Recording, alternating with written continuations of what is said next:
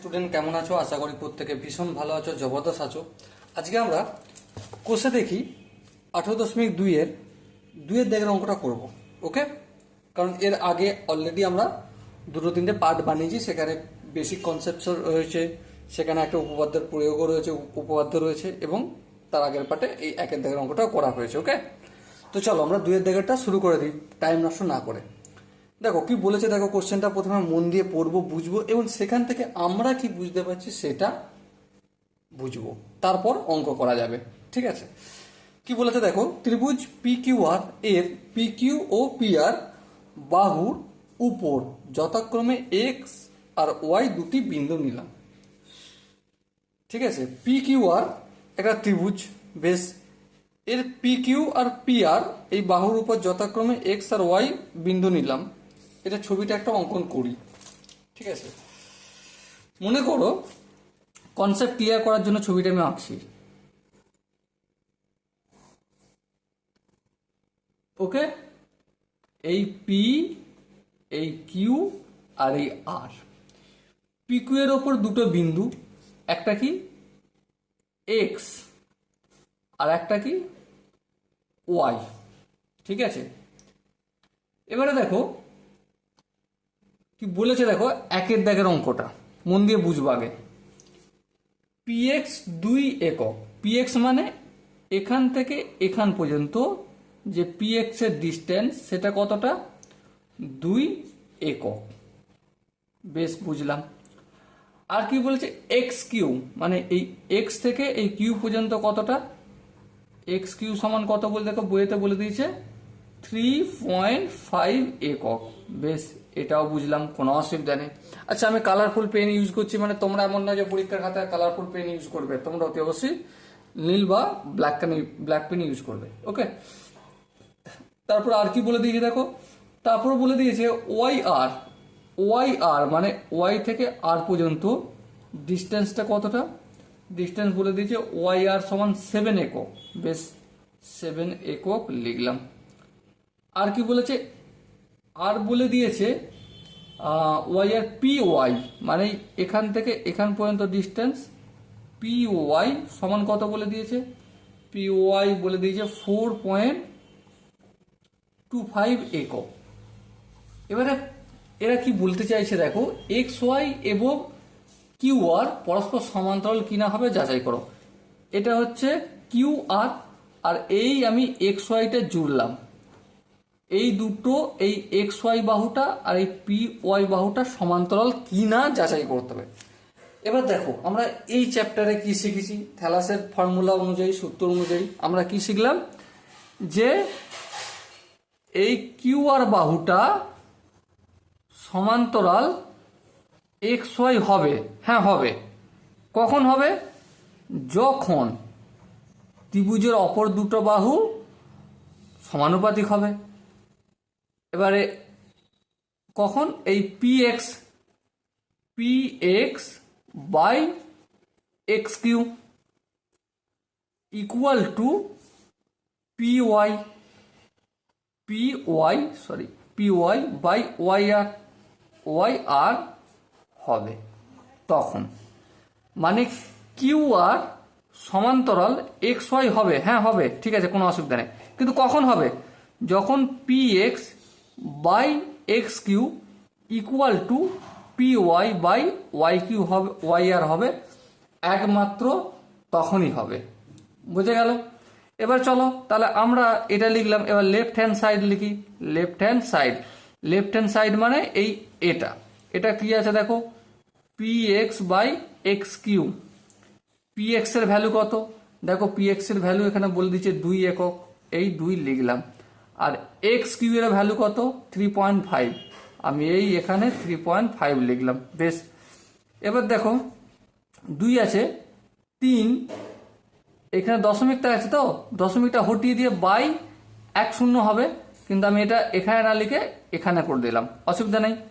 এবার দেখো 10 আর 2 এ গুণ করলে কত হয়, আচ্ছা গুণ না করে একটা কাটাকাটি করে নিই, 5 5 দুগুণে 10 আর 5 7 35, তাহলে 2 দুগুণে 4, 4/7 হলো, এটা আমার একটা বের হলো। Right hand hand side. Right hand সাইডে কি আছে, পি ওয়াই বাই ওয়াই আর। চলো ওয়াই আর লিখলাম। পি ওয়াই এর ভ্যালু কত, দেখ পি ওয়াই এর ভ্যালু দেখ এখানে 4.25, এই 4.25 লিখলাম। আর ওয়াই আর এর ভ্যালু কত, 7, এই লিখলাম। এবার দেখো 4.25টা আছে, তো এই পয়েন্টের বদলে আমি 1 লিখবো আর এটা হটিয়ে দেবো, আর পর কটা সংখ্যা আছে, দুটো, এই দুটো শূন্য বসিয়ে দিলাম। বেশ বোঝা গেল। এবার তোমরা ধ্যান দিয়ে দেখো, 20 দিয়ে কাটবে, হ্যাঁ কাটবে। দেখো এটা 20 দিয়ে যদি কাটে, 5 দিয়ে কাটবে, 5 8 40, অ্যাকচুয়ালি 5 5 25, 85 হবে। 85কে 5 দিয়ে গুণ করে দেখো, 425 হবে। বেশ।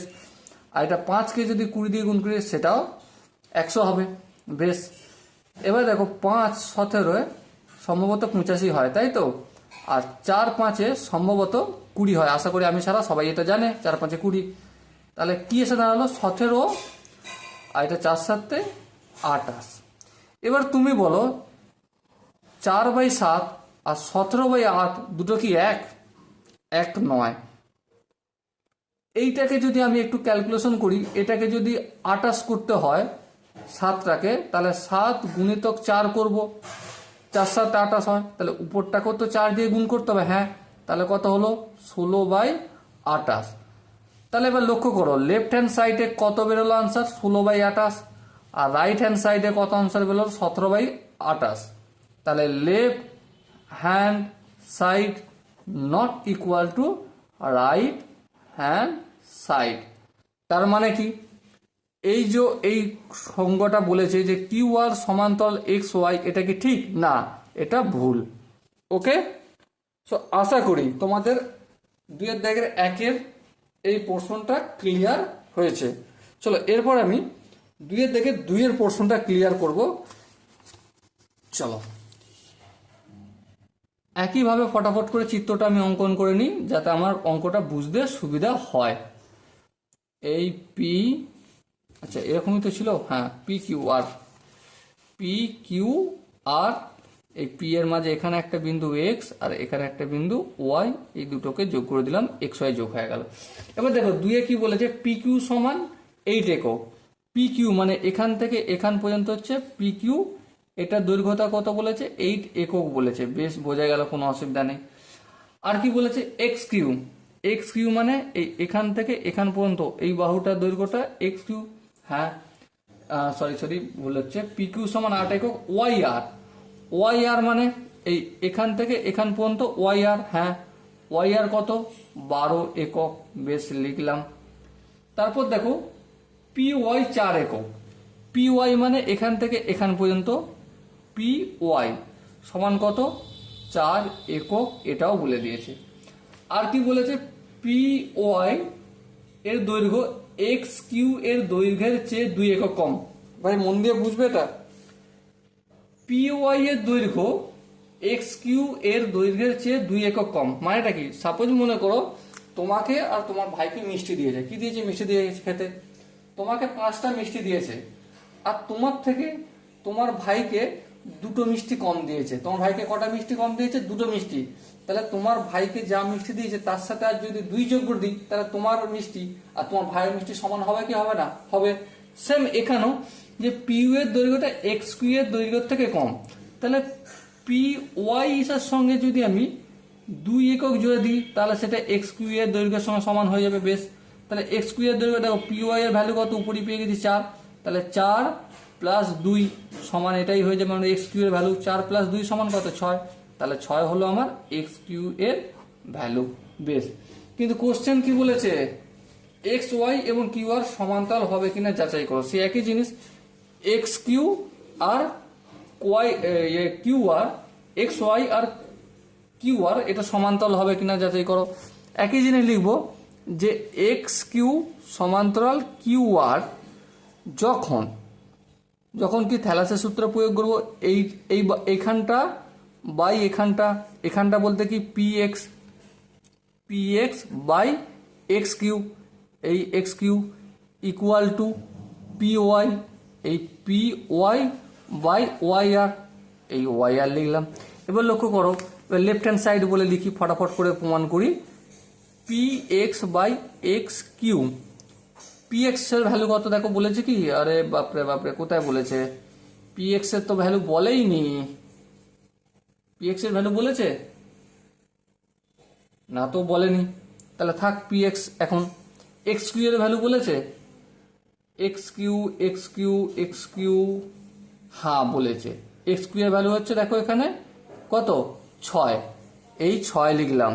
পি এক্স এর ভ্যালু বলেনি, কিন্তু একটা জিনিস বলেছে, পি কিউ এর ভ্যালু বলেছে। পি কিউ এর ভ্যালু থেকে আমি যদি পি কিউ এর ভ্যালু থেকে এক্স কিউটা বিয়োগ করে দিই, মানে পুরোটা থেকে এই পুরোটা ভ্যালু এখানটা থেকে যদি এখানটা বিয়োগ করে দিই, তাহলে আমি এখানটা পেয়ে যাব। তাহলে আমি বিয়োগ করে দিই, পি কিউ মাইনাস এটা কি এক্স কিউ, আমি এক্স কিউ বিয়োগ করলাম। পি কিউ কত আছে দেখো, পি কিউ 8 একক, তাহলে 8 মাইনাস এক্স কিউ হচ্ছে 6, আর বাই যেমন 6 আছে লিখলাম। 8 থেকে 6 বিয়োগ করলে কত হয়? 2 হয়। তাহলে 2/6, 2/6 মানে কি 1/3। এইটা আমার লেফট হ্যান্ড সাইড বের হলো।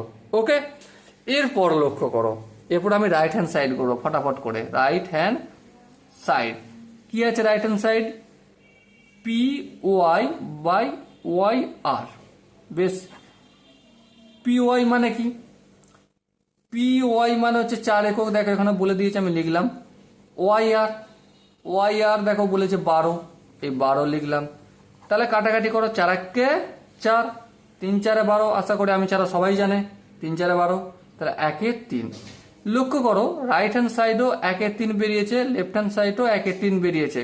তাহলে অতএব left hand side equal to right hand side, এটা প্রমাণিত হলো। এবারে এটা যখন প্রমাণিত হচ্ছে, তাহলে তো আমি এটাও বলতে পারি যে এটা সত্যি, যে এক্স ওয়াই সমান্তরাল কিউ আর। ওকে, অতএব এটা সময়টা বোঝা গেছে। আশা করি তোমাদের 2 দাগের অঙ্কটা কোনো জায়গায় বুঝতে অসুবিধা হয়নি। তারপরও যদি অসুবিধা হয় কমেন্টে জানাও, আমি আবার আসবো, ক্লিয়ার করব। দেখা হচ্ছে পরের সেশনে, ততক্ষণ পর্যন্ত জয় হিন্দ।